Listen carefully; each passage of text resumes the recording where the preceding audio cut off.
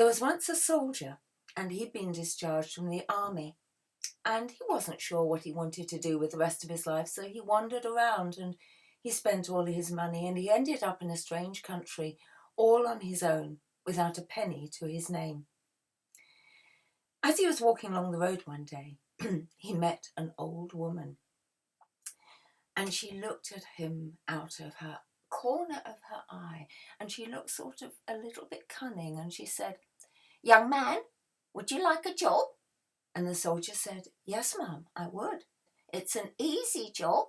I want you to climb up in that old dead tree, and it's hollow.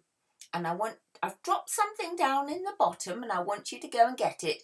And if you have it, you can have as much money as you like." "Wow," said the soldier. "Okay. You'll need a rope," said the old woman. "I've got one in my cottage."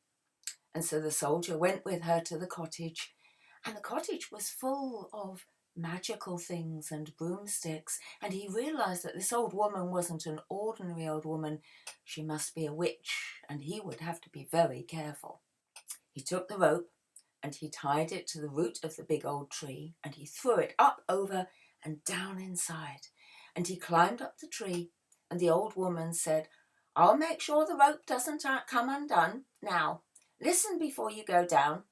The tree is magic, and it goes all the way down to fairyland, so you've got to be careful and hold on to the rope.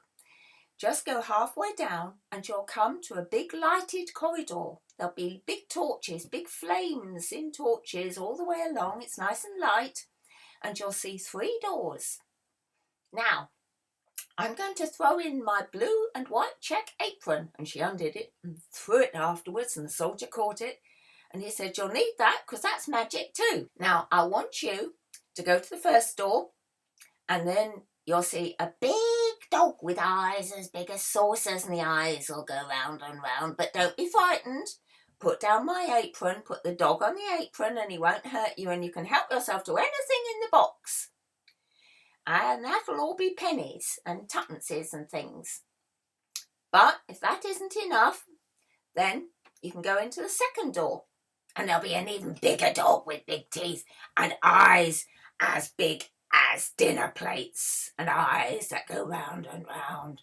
But he won't hurt you. Pick him up, put him on my magic checked apron, and that box is full of silver, and you can have as much as you like, me dear. Now, the third door is the special one. If you go in there, there is an even bigger dog, and it's got eyes as big as cartwheels, all swirly-whirly round and round. But again, he won't hurt you. He's just a little cutesy puppy, really. He likes his tummy tickled.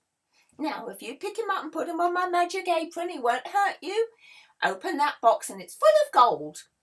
But on a shelf in that room, you'll see a little old tinder box. Now, that's the one I dropped down there last time I was down. Now, if you pop that in your pocket, dear, and bring it back, you can have all the money you put in your pockets and your hat and your knapsack. You can have it all. I don't care how much you have. I just want the tinder box." "Very well," said the soldier, and he lowered himself down on the rope, down, down, down into the big hollow tree. And it did go down a long way, but then he saw to one side a lighted corridor, and he came off the rope, and sure enough, all down the sides were lighted torches. And he opened the first door, and there was a big brown dog with eyes as big as saucers. And he took the dog and he put it on the old woman's apron, and inside it was full of pennies. And he thought, "Oh, 100 pennies make £1, and 100 pounds makes 100 pounds. Oh, I could be rich." And he stuffed his pockets until his trousers almost fell down, but not quite. He wasn't stupid. And then he put the dog back on the box, and he went into the next door, and it was exactly as the old woman said. There was this big growly dog with eyes as big as dinner plates, and the eyes that went swirly-whirly round and round. And then he took it off, and he saw how much silver it was, and he emptied all the pennies out of his pockets because silver's so much better, and he filled his pockets and his knapsack with silver. And then he put the dog back on the box, and he went to the next door, and there was the dog with eyes as big as cartwheels, and the eyes went round and round and round. And he lifted the dog onto the apron, and it was a nice cutesy little puppy, and he did like his tummy tickled. But the soldier opened the box, and there it was stuffed with gold. He emptied out all the silver and put his pockets full of gold, his hat full of gold. He put gold coins around the edges of his shoes. He filled his knapsack full of gold, and he didn't forget the tinder box on a little shelf. It was only a little old metal box, and in olden days when people didn't have matches or lighters, a tinder box would have a little bit of dried straw or dried grass and what's called a bit of flint, which is a sharp stone, and a piece of steel, and you'd bash the flint and steel together and set the dried grass or moss alight, and you'd use that to start a fire. So that's what a tinder box was. And it's a very old, battered little tinder box. But the soldier had promised, so he shoved it on top of a pocket that didn't have quite so much gold in. He walked back down the corridor and he found the rope, and he started to pull himself up. Oh, it was such hard work, and he wasn't that good at climbing a rope anyway, but he pulled and he pulled and he pulled and he pulled, and he got almost to the top and he couldn't quite reach. And then the old woman peered down inside the tree, and she said, "Here, is your bag a bit heavy, dear? Shall I take the bag? Make it a bit lighter for you?" "Oh, thank you," said the soldier, and he handed up the heavy bag of gold. And he thought, well, if she goes off with it, she does, but at least I've got the stuff in my pockets. And he got a bit higher, and he couldn't quite get any higher. And so she said, "Well, throw the gold out from your pockets, dear. You're too heavy." And so he thought, well, if I'm going to save my life, I've got to throw the gold out. So he threw it out, and he heard it falling outside on the road. And he thought, well, even if I save 1 or 2 gold pieces, it'll be something. And he got a little bit higher, and he still couldn't quite reach the top. And the old woman said, "Have you got the tinder box, dear?" And he said, "Yes, I have." And she said, "That's what's making you too heavy. Give me the tinder box, and I'll help you out." Now, the soldier knew enough about witches not to trust one. Even if he didn't get the gold, he wanted his life. And he thought, that tinder box weighs almost nothing. It can't be making a big difference. I won't give her the tinder box. I will keep struggling. But she leaned over and she said, "You give me that tinder box or I'll cut the rope." And the soldier, being clever, went a little bit further down, and he said, "No, you help me up and I will give you the tinder box when I'm out." And he shoved it in his top pocket. And the old witch leaned over, and she could almost touch him, but she couldn't quite touch the top pocket to get the tinder box. And she said, "You give it here, you give it here." And he said, "No, you help me out." And she leaned over a little bit too far, and she fell inside the hollow tree. Ah! And she fell all the way down to fairyland. But that was where she belonged. So it was probably all right. But the soldier, having had a little breather, pulled himself out of the tree. He couldn't do anything for the old lady, and if she was in fairyland, she'd probably be all right. And he had a breather, and he stuffed all the gold back in his pockets, and he put on his rucksack, and he went along his way. Now, he'd been very poor for such a long time. He decided to treat himself to a nice hotel. And he moved in, and he went out and bought himself a fine coat and new boots and a new hat. And he started to live a nice life, eating out every night and making new friends. Now, one day, the friends that he had told him about a princess who lived in a big bronze castle at the edge of the kingdom. "This is the king's daughter," they said, "but the king won't let her out because he said somebody prophesied that she would marry a common soldier one day." "Huh, I wonder if that's me," thought the soldier cheerfully. And he said, "I'd love to see her. When does she come out?" "Oh, never," said his friends. "Nobody ever sees her. She's locked up ever so tightly." Thought the soldier. "I might go and have a look at this bronze tower and see if I can catch a glimpse of her." So the next day he walked through the kingdom, until he came to the bronze tower. "Hello," he said, "hello." Nothing happened. Silence. Just woods all around and this bronze tower that glowed a sort of reddish gold in the sunlight. "Hello?" "Well, I'm not going back straight away. I'm going to have a pipe." Now, this was a long time ago before people knew that smoking was bad for you. So he got out his pipe and he realised he'd forgotten his tinder box. And then he remembered that he'd got the old witch's tinder box in his pocket. That would do. It was old, but it probably still worked. So he got it out, and he got out the flint and the steel, and he struck them together and lit a little fire in the dried grass, and he lit his pipe. But as he lit it, suddenly the brown dog with eyes as big as saucers appeared. And the dog said, "What can I do for you, master?" And the soldier was very amazed, and he said, "Do you live in the tinder box?"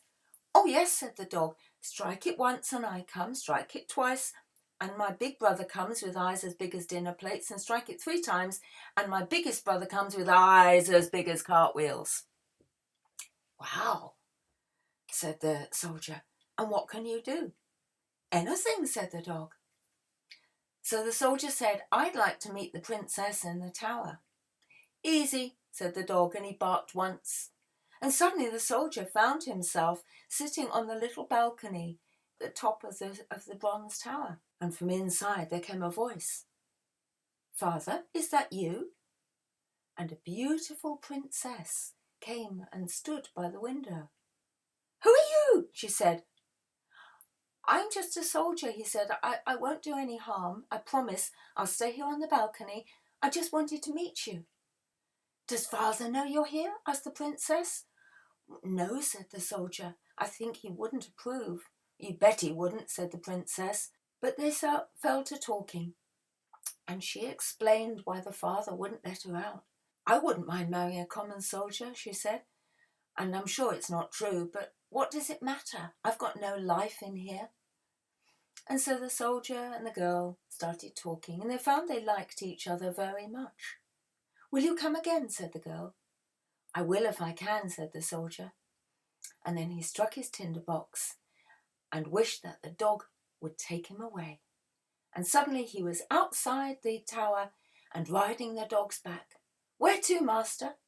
"Take me back to my hotel," said the prince. Day after day, the soldier summoned the dogs. He went to the bronze tower and he sat on the balcony talking to the girl. And soon they realized they were falling in love. "The problem is," says the girl, "that my father thinks I've been having visitors. He's seen your muddy footmarks on the balcony, and I seem more cheerful and happier. And so tomorrow there's going to be a maid watching me, someone living here watching everything, so you can't come again." "Oh dear," thought the prince. "Well, I'll come in the evenings when she's gone downstairs and gone to sleep." "You'll have to be careful," said the girl. And so the next night the prince summoned the biggest dog of all, and he rode to the bronze tower, and he wished he could be on the balcony, but he made sure his shoes were clean, and he spoke very, very softly. But the maid had only pretended to go to sleep, and she was eavesdropping outside the door. And the next morning she went to the king and she said, "I looked through the keyhole and I know who the visitor is. It's that young man staying at the hotel, the very rich one." And the king said, "I'll have him arrested." And he sent soldiers out to get our hero. The king had him put in prison and put in iron chains. The soldier couldn't reach his tinder box to wish the dogs to get him free. "Oh dear," he thought, "what am I going to do?" Now he didn't have a trial because the king was not a good man. He wasn't just. I mean, anybody who locks his daughter up in a bronze tower can't be a very nice king. But the jailer came in one day and he put bread and water on the table and he said, "You're allowed to eat and then you're going onto a prison ship and you're going to be sent to the other side of the world forever. "Oh dear, when am I going?" asked the soldier. "Now, as soon as you've eaten," said the jailer. And then the soldier had an idea. "My pockets are empty. Have you got that tinder box and my pipe?" "Yes," said the jailer. "The pipe's a good one, but I was going to throw the tinder box away." "May I just have one last pipe before I go?" asked the soldier. "Don't see why not," said the jailer. And the soldier said, "Thank you very much, and you can keep the pipe when I've had it." "Oh, cheers." So the soldier, as soon as he was alone, he ate his bread and cheese and drank his water. And then when the jailer brought the pipe and the tinder box, the soldier went once, twice, 3 times, lit the tinder, and the dog came with huge eyes, the one as big as cartwheels. And then he said, "Dog, please take me to the princess. Take me so we can escape and get married." And the next thing the soldier knew, he was riding on the dog's back all the way to the royal palace. There was the king, and the soldier said, "I have come to marry your daughter, and I have wished that your daughter will be here too." And then came the second dog with the daughter, and the king was amazed and frightened. And the soldier said, "I am going to put you on the prison ship, because I can wish you on board, and your wife the queen, and all your horridness to your daughter and all your subjects are going to stop. And your daughter will be the queen, and I will make sure she's looked after forever." And all the soldiers in the throne room cheered, and they put the king and the queen in irons, and they put them on the ship to go to the other side of the world forever. And the soldier and the princess were married, and she became queen, and he became her prince consort, and they reigned happily ever after. And what happened to the 3 dogs? Well, they went back to fairyland, which is where they belonged. So that was all right, wasn't it?